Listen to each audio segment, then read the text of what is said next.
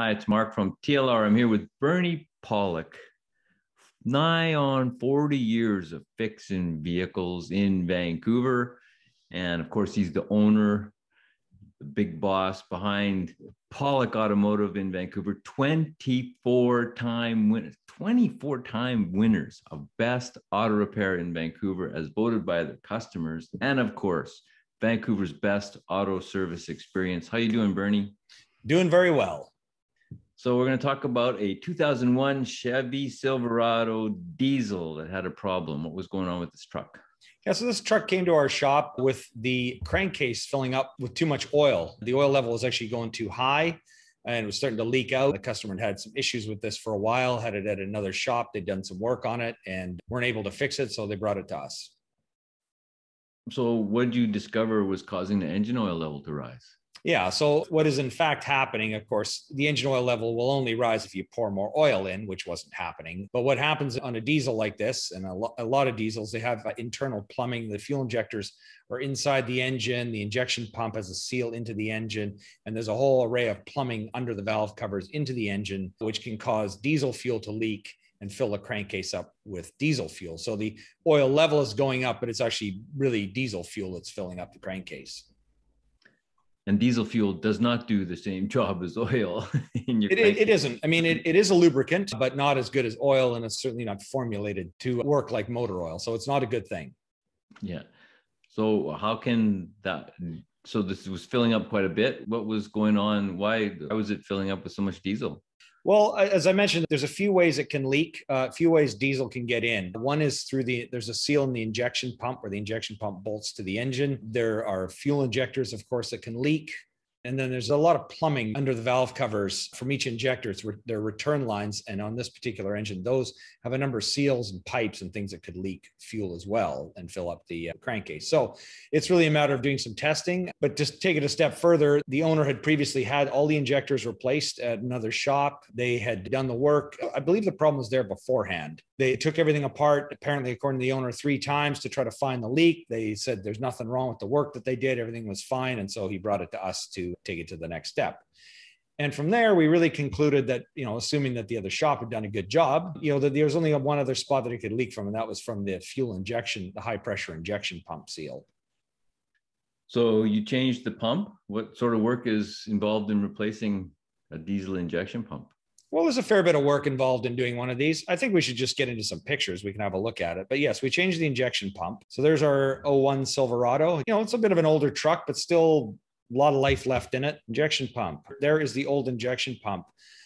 Just a couple of pictures with the injection pump removed. This is the seal that sort of seals the engine oil out from getting into the injection pump. Inside the injection pump, there's a higher pressure seal. You can actually see a little drip of fuel here. When we pulled the seal off, hey, great. We actually did find the leak because there's diesel fuel behind here. And of course, there shouldn't be. So that's basically the front seal of the injection pump.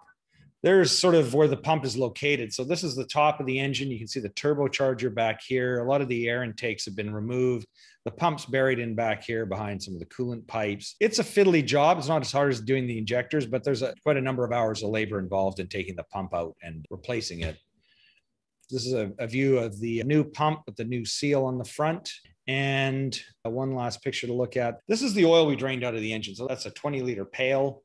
You can see there's probably about 16, 18, 17 liters of fluid in there. There should only be 10. That's how much the crankcase. So the level should be down around here somewhere where to drain it. So it's got probably at least 7 extra liters of diesel fuel in the crankcase, which is what we pulled out.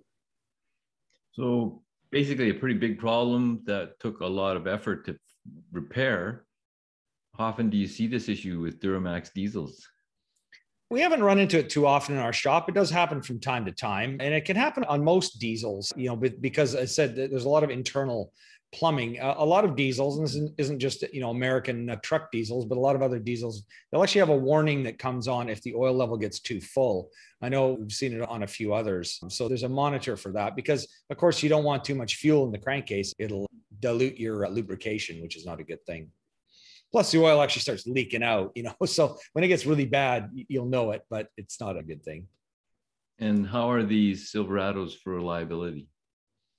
Oh, super good. They're kind of still my number one for North American diesel, just especially if you take an '01. They're definitely, I'd say, the most reliable, but a small margin. And then now of course, this truck is getting pretty old. It's 20 years old now. So more problems are starting to occur. But, when these things were younger, say 10 years old, if you compare it to a Ford, there's a lot more. I know Ford owners hated me saying it, but truth is truth. There was just more problems with Fords. And Dodges have been pretty reliable, but there's a few issues. It just seems like the GMs have been more reliable overall. There you go. If you need some service for your Chevy Silverado or GMC diesel pickup truck in Vancouver, BC, Canada, the guys to call are Pawlik Automotive. You can reach them at 604-327-7112 to book your appointment.